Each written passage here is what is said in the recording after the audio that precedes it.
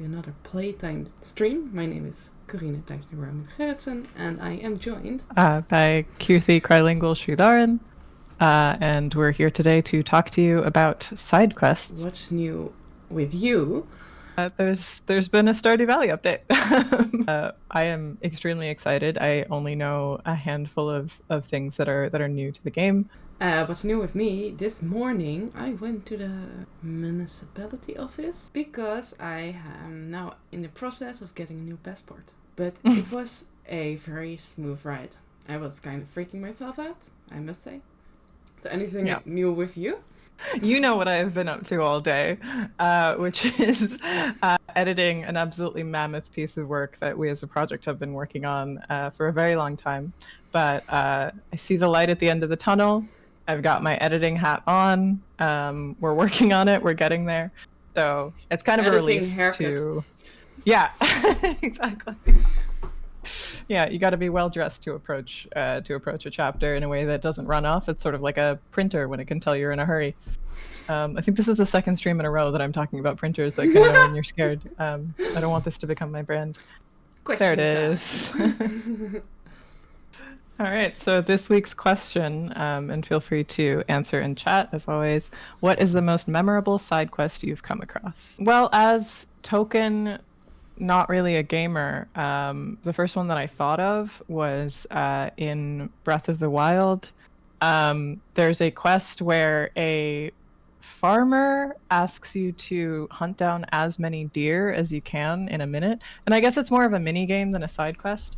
Because it's just like this continuous timed element, but you can just keep going and keep killing these deer, and you get to keep all of the meat that they generate when you kill them, and it's like one arrow, and then you just get a bunch of meat. But I don't know why that like stuck in my mind for a long time, but I think every time I think of Breath of the Wild, I think of this one dude I heard about that was doing a vegan run of Breath of the Wild, and I was just thinking about what happens if you are thrust into that sort of situation, because maybe you're just like clicking through and not reading everything, and you're like, yeah, I'll help this dude clear out his forest or whatever, and then it turns out to succeed you have to kill a bunch of deer. This question is so hard in a sense, because I love side quests and I love getting sidetracked. So there are so many great ones, there are so many memorable ones, that I cannot really pick that well.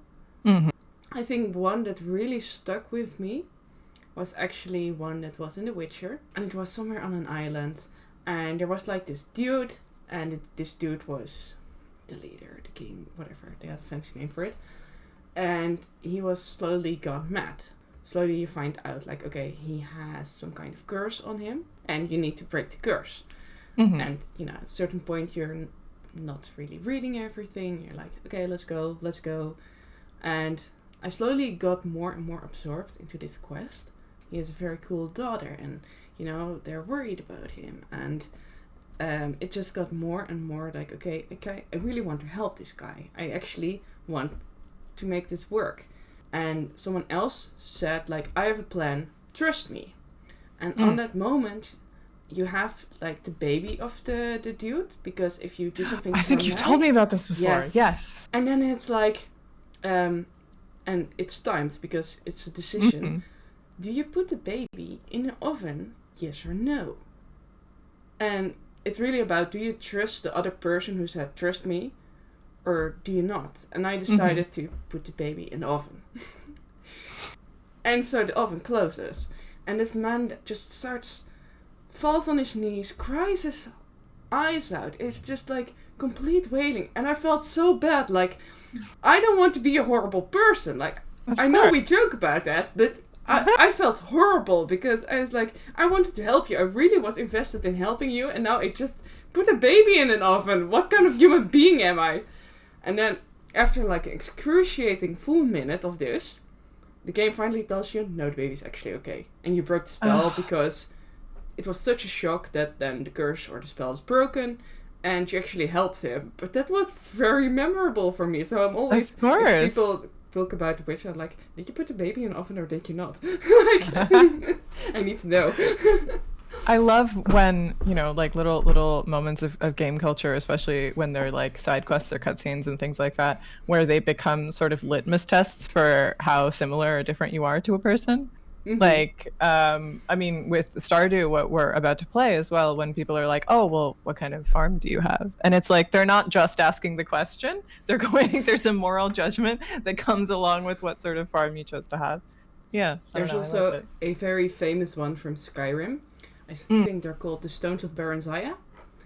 And it's basically you have to find 24 or something about that gemstones that are in a golden box. They're like red stones that are floating. But the game doesn't tell you where they are. So you have to really look everywhere if you want to find them all. It takes a lot of time, and I will say that I was invested in this, but at a certain point I was like, yeah, show me the map. Someone made a map. I need the map. I want to finish this quest. I'm not a complete completionist, but I was already invested, and I spent so much of my time just breaking into everyone's house. I don't want to do this, but I need those stones. So breaking into everyone's house just to get these stones. We had a reading today that you were going to talk to me about, right?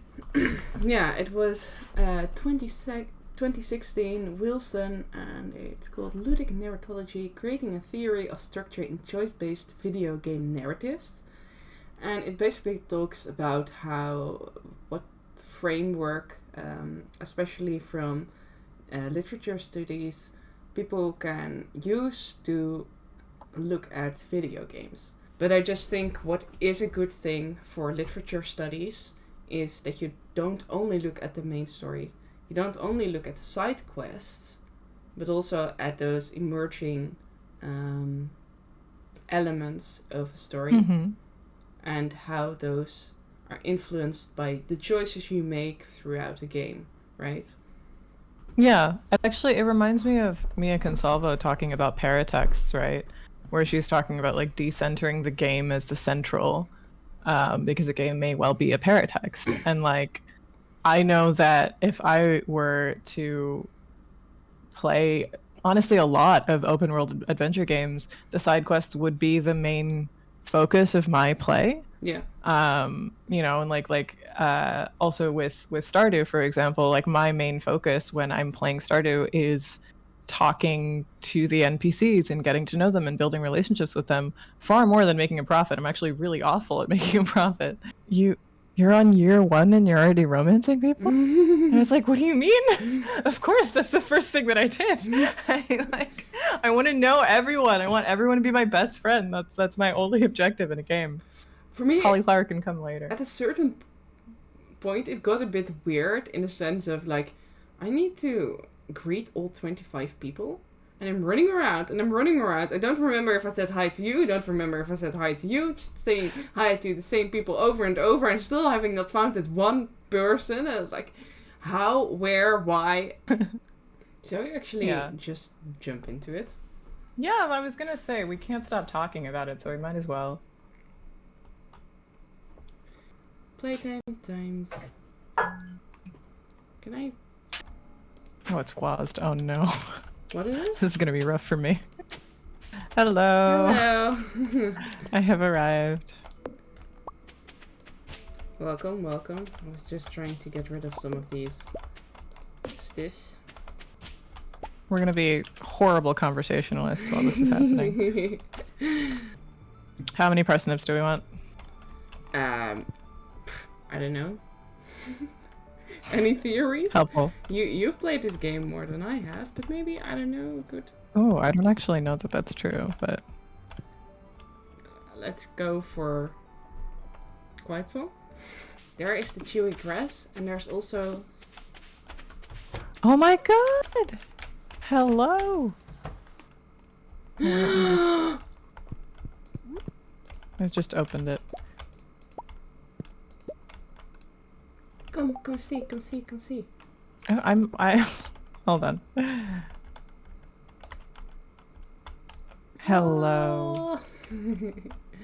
Adorable. Oh, I just watered you back. Well, thank you, I think. Yeah, I was just about to say that in this game, you just also always make sure, like, hey, I should head to bed because I need to have an early morning again. This game makes you so healthy in a sense. It really does. I'm stricter about my Stardew bedtimes than my actual ones. Alright. Are we in the same bed? Yeah, I'm next door. You have another house as well. That you're welcome, don't worry. Kick me out of house and home. Times has tucked into bed. Oh, I like my house. Alright, we're going to bed? I don't know why I expected it to be like a twin bed situation. You woke up in your own bed, so... One of the children escaped me. Which one? Jasmine. Like, without context, this is a weird statement. Yeah, bad sentence. This is such a nice and relaxing game, and at the same time, I really get a sense of achievement from this game. Yeah. And I also like when you're playing this with others, at a certain point you're like, it's getting night, you should come to bed, it's already 10. Nice. Look at that, we made some money. All I do is work in this family. Already got 4 fish, by the way. Holy shit. That's very And a powerful. saggy newspaper. Do you want that by any chance? Yeah, actually, paper mache is one of my great passions. Another riveting stream. I'm having a great time. Yeah. Streaming is about one thing and one thing only. My personal enjoyment. Oh, I love it. Oh my god. Look at us making bank. 100 for 1 egg. Oh, nice. Hello, miss. I haven't talked to you yet. Hello. Hello. Yeah, I'm the one. Oh, Maru. She pisses me off. One time I gifted her something and she got so mad at me. Oh no. And I was like, girl, what did you give? Come on. I don't remember. But she's like into tech, so it was like something techy, like some sort of raw ingredient for something. I think it was copper ore. And she was like, I don't like this. And I was like, okay, pretend. What can you make with vinegar? I thought you could buy the backpack here. At Pure's. Yeah, you can. Where? You just gotta go to the giant thingy that says for sale next to the backpack. It's 200 gold. Oh, we can get one both. 2,000. Oh. Oh, sorry. I can't read. And a sea urchin. We gotta go. Coral. Ooh, more coral. Ooh, more coral. You're a menace to society, you know that? Why? It's the 3rd time. We gotta go home! It's only 8! I have made something adorable, by the way. I am heading your way. Aww. Little neighbor path. Adorable. Oh, worms. Worms. I found the lost book. Oh, nice. I can bring it to the library, right? Yeah, to where Gustav is. Gunter. Gunter. He's Gustav to me. I don't think I've talked to you yet. Wait.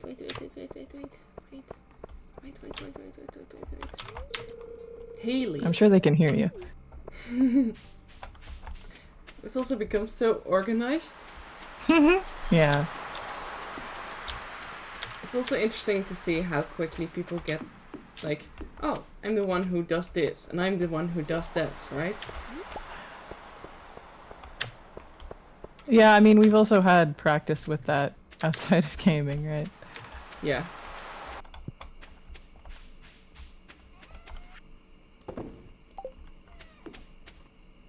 So I think that was the full week, right? Yes, it was. I think that was a pretty nice stream. I think so too. I mean, I think if nothing else, it was very emblematic of how deeply absorbing side quests can be. Yeah, but if you want to wrap things up, that's everything from me. I had a lot of fun. I also had a lot of fun. Bye-bye. Bye. Thank you for joining.